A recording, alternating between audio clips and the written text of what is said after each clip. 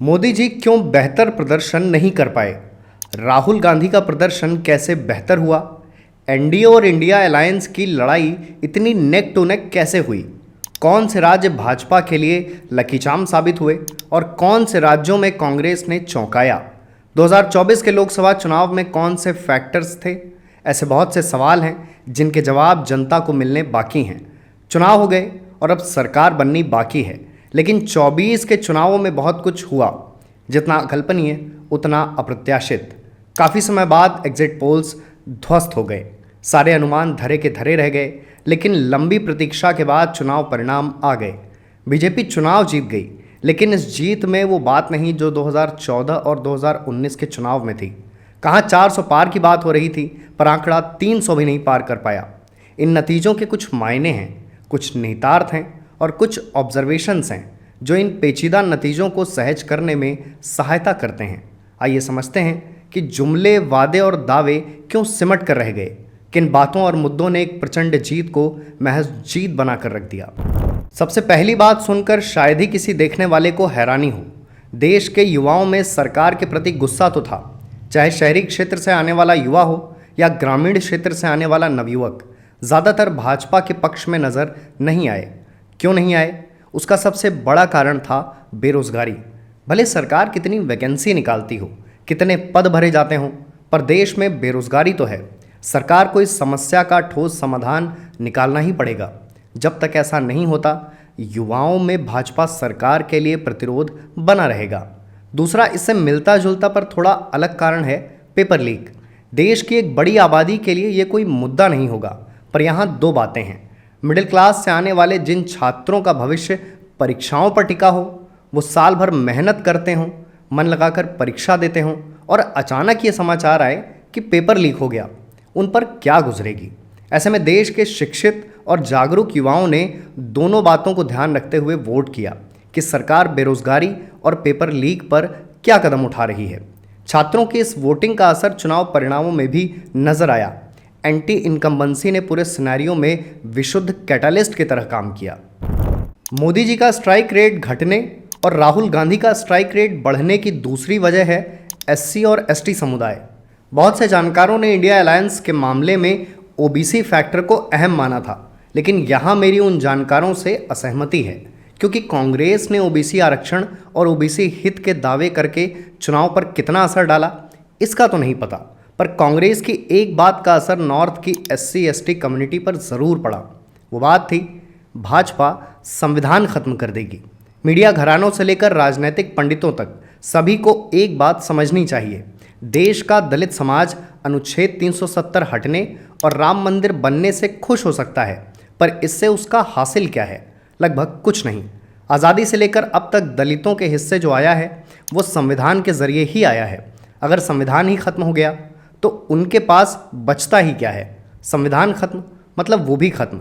ऐसे में वो इस डर के साथ आगे नहीं बढ़ना चाहते थे कि उनकी इकलौती शक्ति संविधान खत्म हो जाए। इस डर की वजह से दलित समुदाय 24 के लोकसभा चुनावों में भाजपा के पक्ष में नजर नहीं आया। एनडीए के नंबर कम होने और इंडिया अलायंस के नंबर बढ़ने की तीसरी वजह मिली जुली है, जिसमें सबसे पहला नंबर आता है घमंड का और दूसरा नंबर है वाणी के अनियंत्रित होने का। इन दोनों बातों ने एनडीए अलायंस और मोदी जी का काफ़ी नुकसान किया। मोदी जी के समर्थक माने या न माने, पर इस बार उनकी बोली में अति आत्मविश्वास तो था।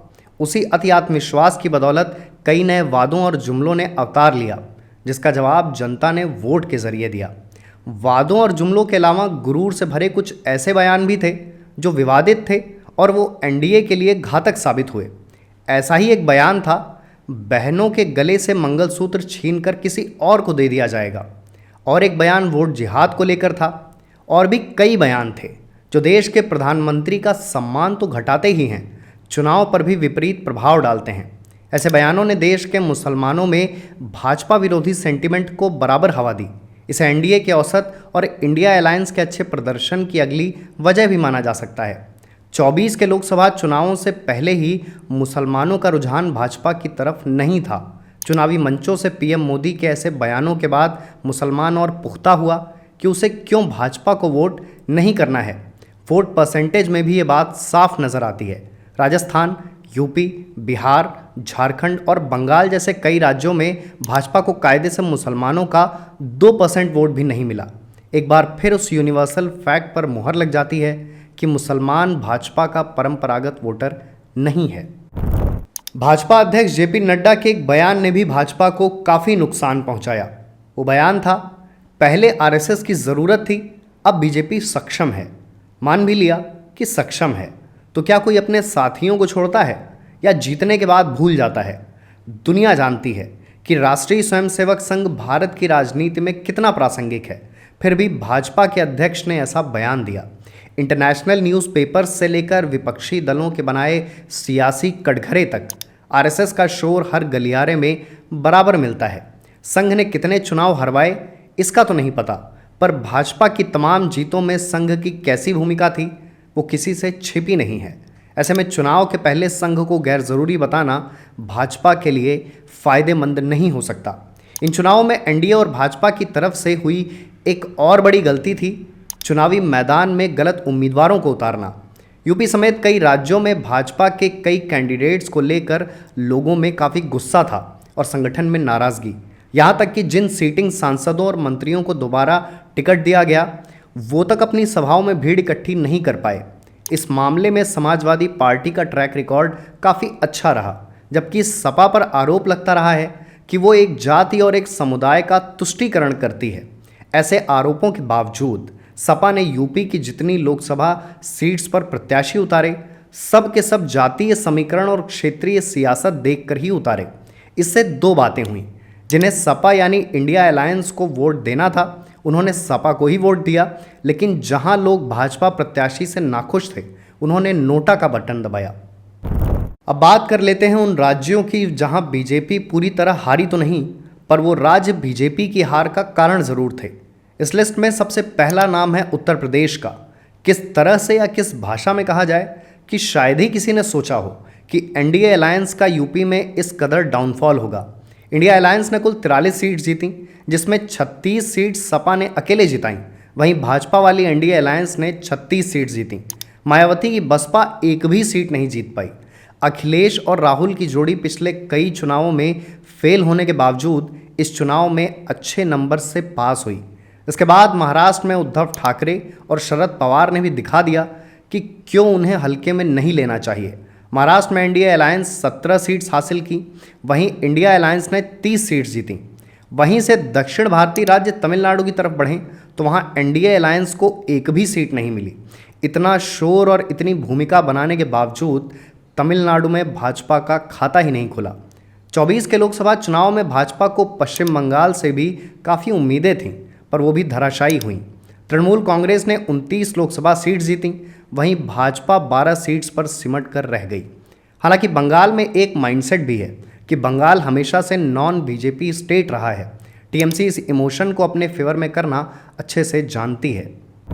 ये तो कुछ ऐसे राज्य थे जिसमें एनडीए अलायंस और भाजपा का प्रदर्शन बुरा था। अब उन राज्यों को समझ लेते हैं जिनकी बदौलत भाजपा की सरकार के लिए रास्ता आसान हुआ। इस लिस्ट में सबसे पहला नाम है मध्य प्रदेश का, जहां भाजपा ने 29 की 29 लोकसभा सीट्स पर जीत दर्ज की। भाजपा के लिए दूसरी बड़ी सियासी जीत थी उड़ीसा में। कुल 21 सीट्स में भाजपा ने 20 सीट पर अपना झंडा बुलंद किया। दिल्ली में भी भाजपा ने 7 की 7 लोकसभा सीट्स पर जीत हासिल की। गुजरात में भी भाजपा महज एक सीट हारी, बाकी अपने नाम की। उत्तराखंड में भी भाजपा ने क्लीन स्वीप किया। कर्नाटक में भी भाजपा का प्रदर्शन संतोषजनक रहा। इस चुनाव में पंजाब ऐसा राज्य था जहां का सियासी और चुनावी माहौल किसी को समझ नहीं आया। मोटा मोटा अनुमान लगभग सभी को था, पर नतीजों को लेकर आश्वस्त कोई नहीं था। फिलहाल जैसे हालात हैं, पंजाब की राजनीति कुछ समय तक ऐसे ही डिलेमा में रहती नजर आती है। उड़ीसा और अरुणाचल प्रदेश के विधानसभा चुनाव भी भाजपा ही जीती। उड़ीसा की धरती पर पहली बार कोई भाजपाई मुख्यमंत्री होगा। इन चुनावी परिणामों के बीच एक ध्यान रखने वाली बात है, कांग्रेस को महज 99 सीट मिली और भाजपा को 240। 4 राज्यों में कांग्रेस शून्य पर रही, यानी एक भी सीट नहीं जीती। लेकिन इस बात को भी नज़रअंदाज नहीं किया जा सकता कि भाजपा का प्रदर्शन खराब हुआ है और कांग्रेस का बेहतर। 1962 के बाद पहली बार कोई सरकार अपने 2 कार्यकाल पूरे करने के बाद तीसरी बार चुनकर सत्ता में आई है। अब आते हैं वो चेहरे जिन पर सरकार का बनना या बिखरना निर्भर करता है। ये दो चेहरे हैं बिहार के सीएम नीतीश कुमार और आंध्र प्रदेश से आने वाले टीडीपी के चंद्रबाबू नायडू। दोनों एनडीए अलायंस का हिस्सा हैं। बहुमत का आंकड़ा है 272, यानी सरकार बनाने के लिए 272 सीट्स होनी चाहिए। पिछली बार सिर्फ भाजपा ने 272 से ज्यादा सीट्स जीती थीं। इस बार भाजपा ने केवल 241 सीट्स ही जीती हैं। भाजपा और उनके सभी सहयोगी दलों ने मिलकर 291 सीट्स जीती हैं। ऐसे में भाजपा का सरकार बनाना उसके सहयोगी दलों पर निर्भर करता है। नीतीश कुमार और चंद्रबाबू नायडू की चर्चा इसलिए है क्योंकि खास तौर पर नीतीश कुमार का ट्रैक रिकॉर्ड ऐसा रहा है कि किसी को भी नहीं पता होता कि वो कब किधर हो जाएं। वहीं चंद्रबाबू नायडू अभी तो एनडीए के साथ नजर आते हैं, बाकी समय ही बताएगा। इस चुनाव में कुछ नाम सबसे मजबूत चेहरे के रूप में उभरे और मेरी नजर में इस लिस्ट का सबसे पहला नाम है अखिलेश यादव। समाजवादियों के खेमे में अच्छे प्रदर्शन की उम्मीद जरूर थी, पर इतने अच्छे प्रदर्शन की उम्मीद शायद ही किसी ने की हो। अखिलेश यादव ने 24 के लोकसभा चुनाव में जो सियासी कदम उठाया वो सही साबित हुआ। कहते हैं दिल्ली का रास्ता यूपी से होकर गुजरता है, यानी देश में सरकार बनाने के लिए यूपी जीतना जरूरी है। सपा का प्रदर्शन ऐसा न होता तो इंडिया अलायंस शायद ही यूपी में इतना मजबूत होता। इंडिया अलायंस सरकार बनाए या नहीं, पर यूपी में भाजपा को 36 सीट्स पर समेटकर यह साबित कर दिया कि अखिलेश यादव यूपी की राजनीति का एक मजबूत चेहरा है। लिस्ट में दूसरे नंबर पर आते हैं राहुल गांधी। अखिलेश को राहुल से ऊपर रखने की वजह इतनी है कि अखिलेश के आगे पीछे कार्यकर्ताओं के अलावा कोई नहीं था। पूरे चुनाव में अखिलेश वन मैन आर्मी थे। वहीं राहुल गांधी के कुछ अहम फैसले उनसे जुड़े लोगों ने लिए, जिसमें सबसे अहम था अमेठी छोड़कर रायबरेली से चुनाव लड़ना और अमेठी से एक विशुद्ध कांग्रेसी कार्यकर्ता को चुनाव लड़ाना। बाकी राहुल गांधी ने भी जो किया वो राजनीतिक किताबों में पढ़ाया जाने लायक बन ही चुका है। कहां लोग कांग्रेस को खत्म बता रहे थे, कांग्रेस मुक्त भारत का नारा दे रहे थे। ऐसे दौर में राहुल की अगुवाई में कांग्रेस 100 सीट्स जीती है। इंडिया अलायंस भी अंत तक एकजुट बना रहा। सभी ने मजबूती से चुनाव लड़ा। इंडिया अलायंस के दो और अहम चेहरे थे, उद्धव ठाकरे और शरद पवार। दोनों ने साफ संदेश दिया कि महाराष्ट्र में उनकी प्रासंगिकता और ताकत बनी हुई है। महाराष्ट्र में इंडिया अलायंस के बेहतर प्रदर्शन का एकमात्र कारण यही दो चेहरे थे। ऐसे ही तमिलनाडु में स्टालिन ने जो किया वो भी रिमार्केबल था। मोदी जी के इतने दौरों, जनसभाओं और यात्राओं का कोई असर नहीं हुआ। तमिलनाडु में भाजपा एक भी सीट नहीं जीती। इसकी सबसे बड़ी वजह कोई है तो स्टालिन ही है। अब आते हैं भारतीय जनता पार्टी के वो चेहरे जिन पर सभी की नजर थी, पर वो बुरी तरह हारे। दोनों ही नाम दक्षिण भारत से आते हैं। पहला के अन्नामलाई और दूसरा कोम्पेला माधवी लता। अन्नामलाई को आज की तारीख में कौन नहीं जानता।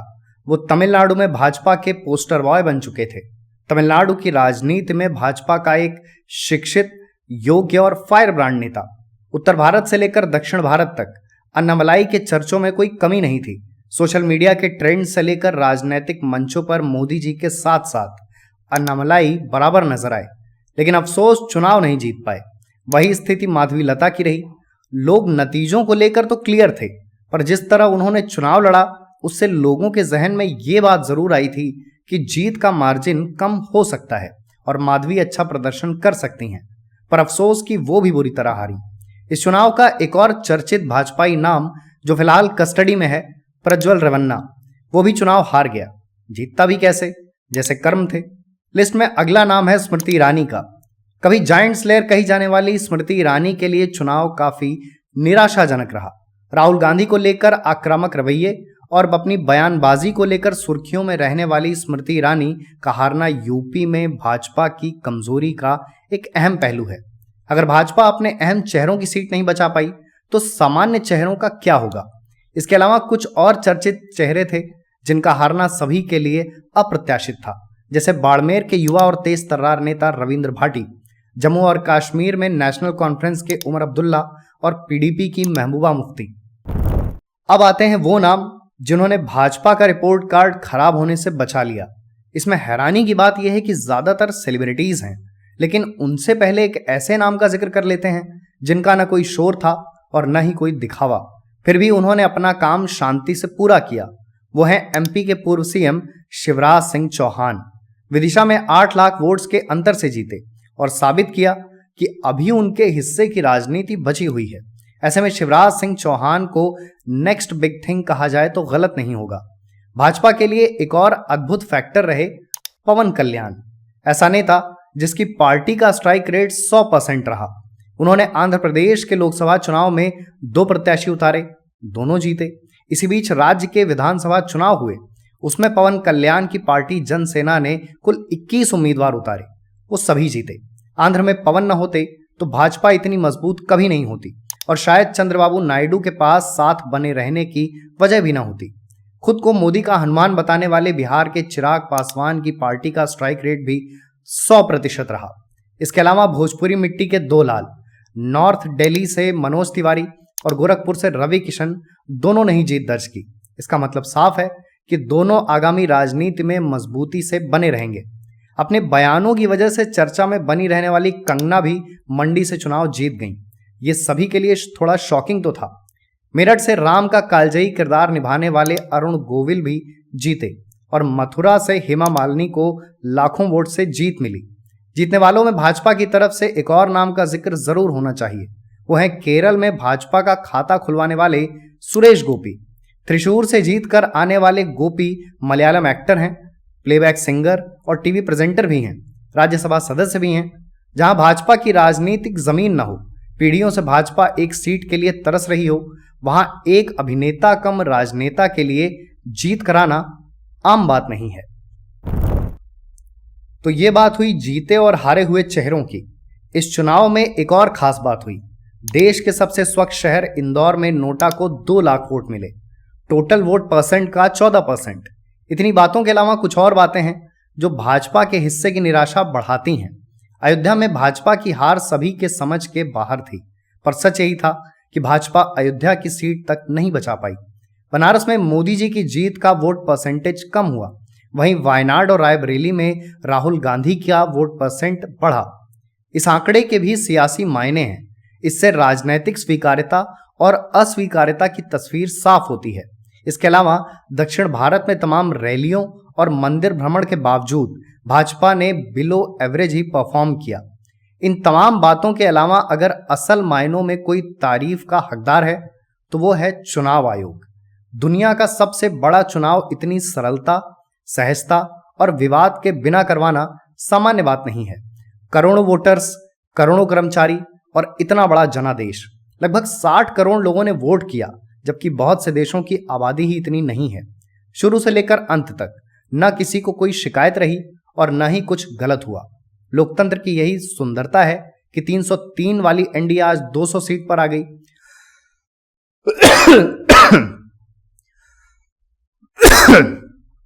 एक कट ले लेंगे, लोकतंत्र से ले रहे हैं, कट है।